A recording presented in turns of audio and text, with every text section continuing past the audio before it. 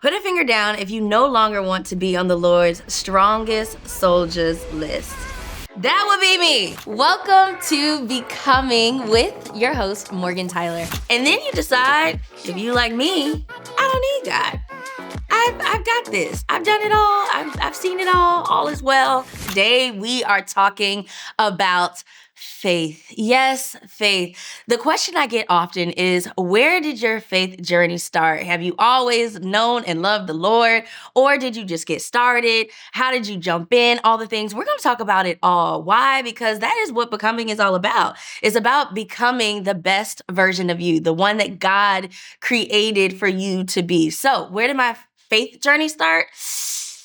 I was about 8 years old. I was 8 years old. I remember my mom, she had started going to church maybe when I was about 5. And she pretty much like dived all in. You know, like when you're a new Christian, like you want to be in everything, you want to do everything.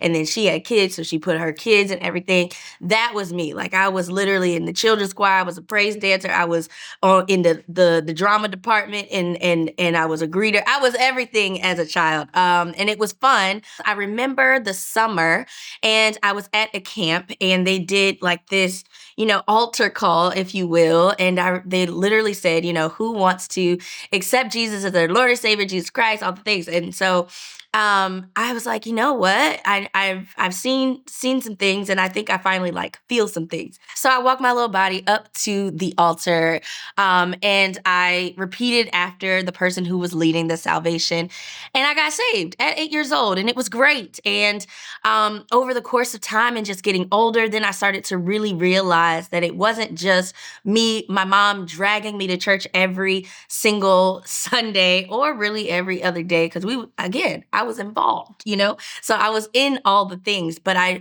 realized that it was really about having a relationship with God. And I would always hear this reference of, he's a father. And I kept thinking about it. And I'm like, well, how am I supposed to trust a father? How am I actually supposed to have a relationship with a father? What is that like? And then you immediately think, well, let me look to my earthly father.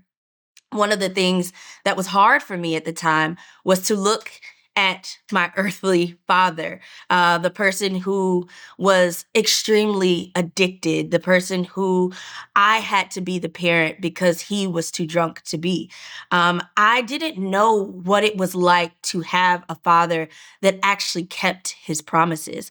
I didn't know what it was like to have a father that I could really lean on and trust that when he said he was going to do something, that he would actually do it. So it became a little bit of a tug of war, because I would go to church and I would hear about this father, and I would hear that he's so, so good and he's going to do all the things. And so I began to pray that my father would one day be saved. It never happened. And here's the thing. He hasn't passed away or anything like that. But I don't know where he is. I don't know what he's doing. And so I can only hope that one day that prayer may be answered. But then I had to think, what if it's not? Is he not still good? Is he not still a good father? And has he kept his promises?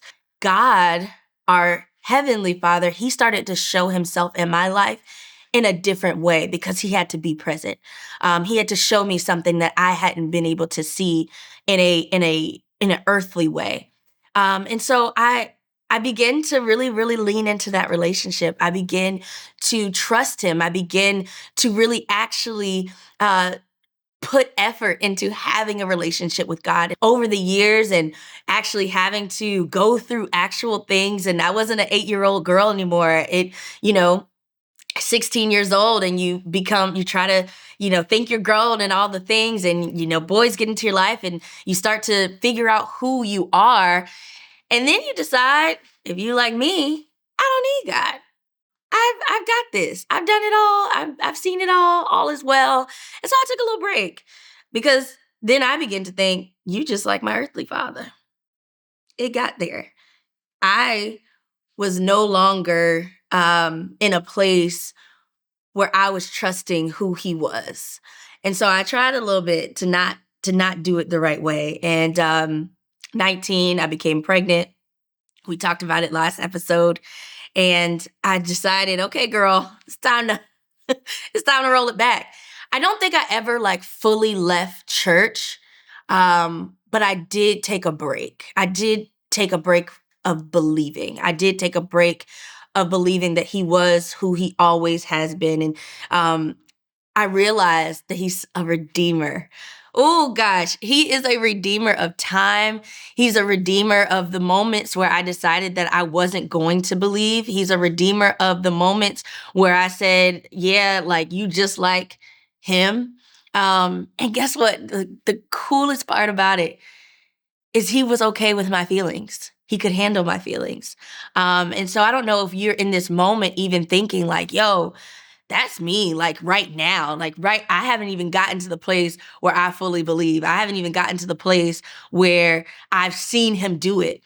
He can and he will. I think it's just you have to wait on him and you have to let him. It didn't really dawn on me, and I didn't really see his hand, even though his hand was always there and he never took it off me. I didn't see his hand until I looked for it, until I believed, until I really actually took a moment and paused and said, no, I'm ready to receive. Like, I'm ready to see your hand at work. Until I started asking the questions. When you are a daughter, like you really are, where's the first person you run? To your father. And so then I started to run to him. I started to ask him the things. So we talked about building the intimacy with the Lord, but what happens when you've built it and now you got to keep it? You got to sustain it.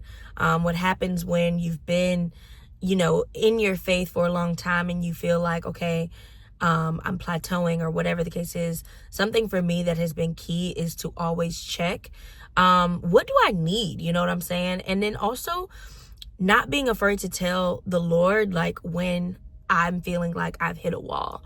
I think, again, just going back to the root of it all, going back to the last thing he told you, going back to just keeping things simple. For me, my intimacy with the Lord is rooted in simplicity. I know when I need more of his presence. I know when I need to just sit still. I know when I just need to like worship. For me personally, I feel the closest to God in my time of worship. And then sometimes I know, like, if I don't have anything to say to God, like, to tell him and then still just sit there. You know what I mean? I think sometimes what happens when it comes to building intimacy with the Lord is that we hide our feelings, or we think we're hiding our feelings, and with the fear of being offensive, or with the fear of not wanting to kind of just be real with God, we kind of like duck and dodge. And it's like, no, what makes it better, what makes the relationship better is when I give him my full self, even though he already knows. There is this level of freedom and this level of closeness where I feel like he honors my truth. He honors my heart and my posture of me being like, God, today I don't have it. Because I think that's when I sometimes see him the most, is when he's like, let me just give her a little wink. Let me give her a little, let me just show her that I'm still here, that I never left, that I'm still covering her. And it's not that I don't know that, but sometimes we need a little extra something, And so what has really worked for me is just staying rooted in the simplicity and the love of God, and knowing how much he loves me, and knowing how much he cares, and knowing how much he wants to hear from me has really, really helped me continue to form that level of intimacy with the Lord. Even now, like, just sitting in these like silent moments where I don't even have anything to say, but I'm just kind of allowing God to speak to me, is key on all levels, because sometimes I really don't have it. Sometimes I really am just like, Lord, you got to tell me, you got to show me. So in moments where I'm in my car, or sometimes like in the shower, or just kind of in those unhurried moments where I can just kind of like close out everything and it just be me and him, has been key to my intimacy. So if you feel like, dang, I haven't heard God, check the noise around you, check the frequency and the current, like yeah, like check how much time you've carved out for silence. Maybe you just need to sit in your car for a little bit. It's peaceful here. So yeah, I would say keep it simple, y'all. Keep it simple, and don't be afraid to tell him and to give him your raw, authentic self, because he can handle it. I think overall, there is this level of importance when it comes to closeness with the Lord. I feel like there's this level of like, okay, God, because I'm so close to you, I care about what you think. I care about what you want me to do in every single like nook and cranny of my life. And then I feel confident in knowing that like I'm backed by him. Because y'all, the world is so crazy, and the world is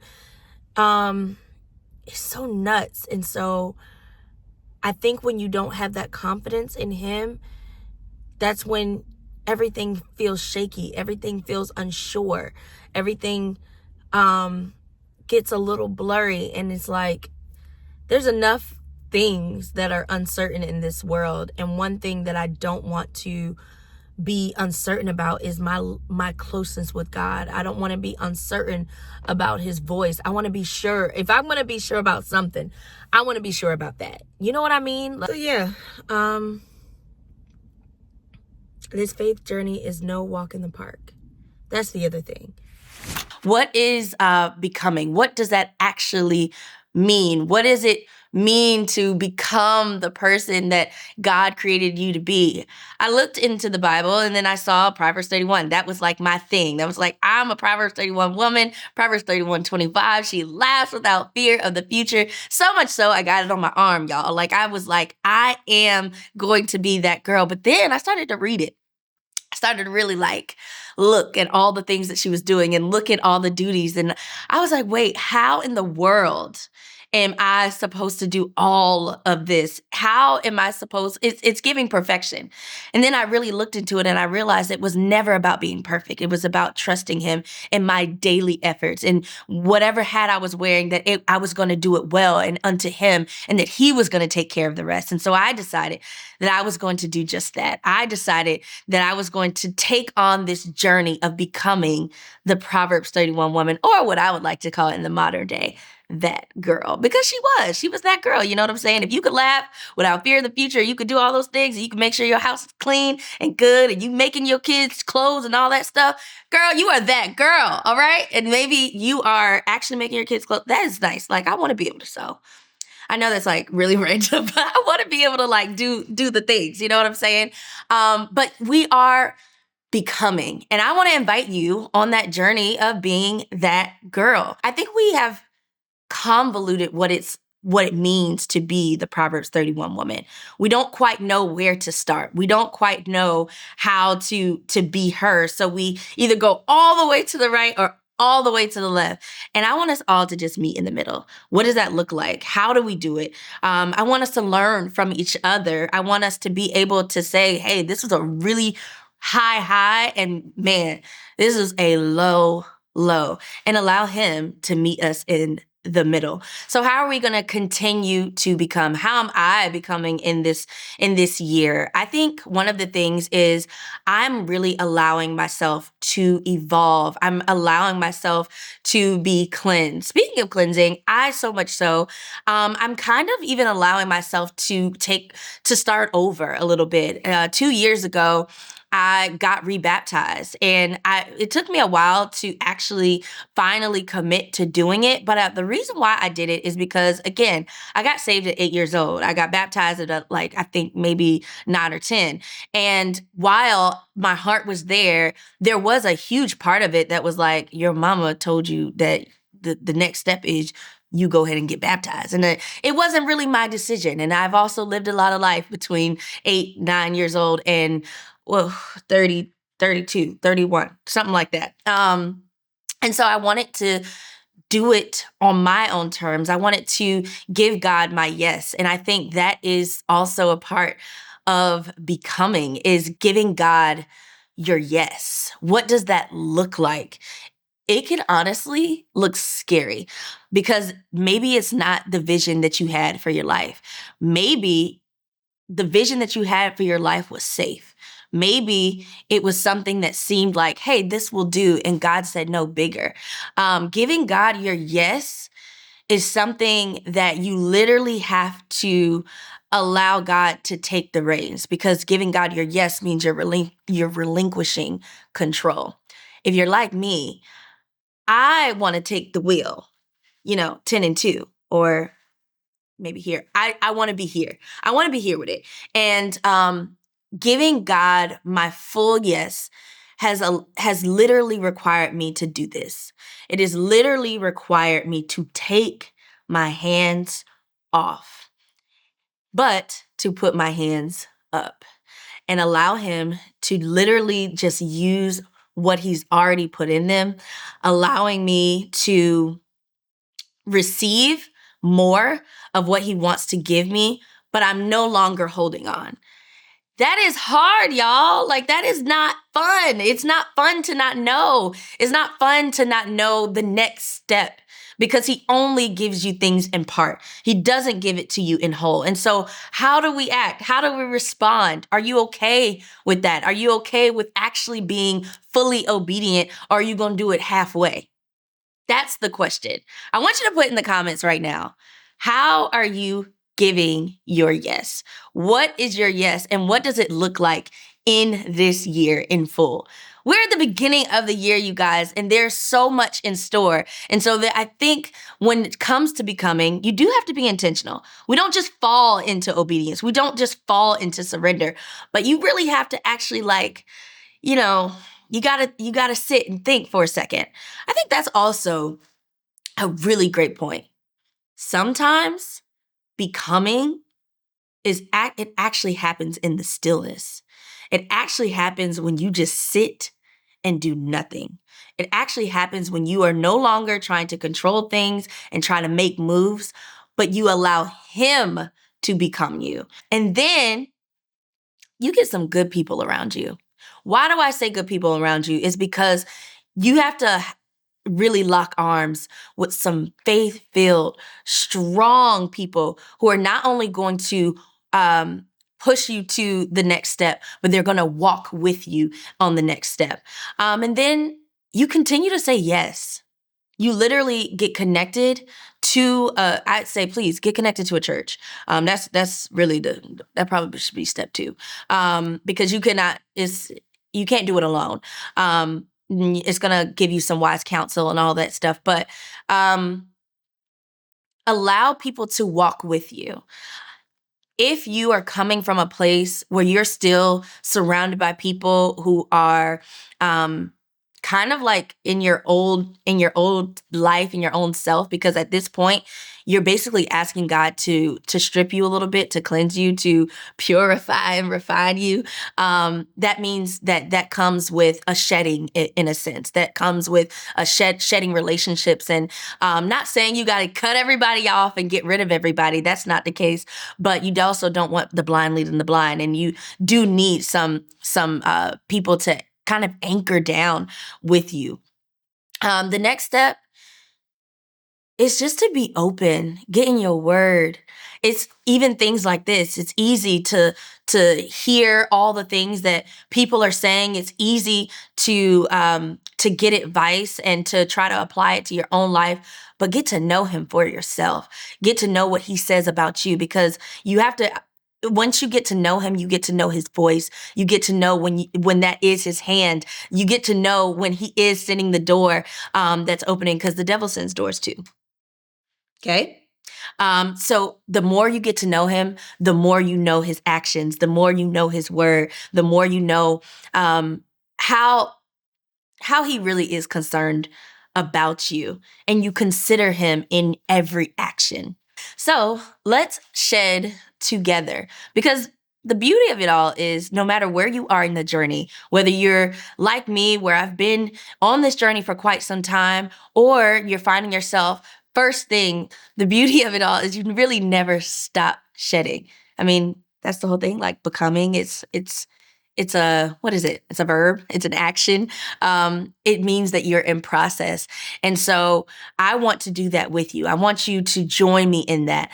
And then the last step of the shed is true and full obedience. I know I talked about it before, but I want you to stop ignoring the call. There's someone that's watching this right now, and they know they've actually since last year been ignoring the call. They know what they're supposed to do. It's been spoken over them so many times, but they've been ignoring it. They've been turning the phone on do not disturb. I want you to answer. It's finally time. It's no longer the time where we're going to sit there and we're going to kind of pitter patter in the journey, but we're going to walk boldly in the journey. We're actually going to answer the phone, and we're going to wait for instruction, and we're going to wait well, and we're going to do it with boldness and confidence. And we're going to lock arms with some amazing woman, and we're going to cheer that other woman on, because we'll know that she also is becoming the best version of her. Not just the best version of her, but that girl.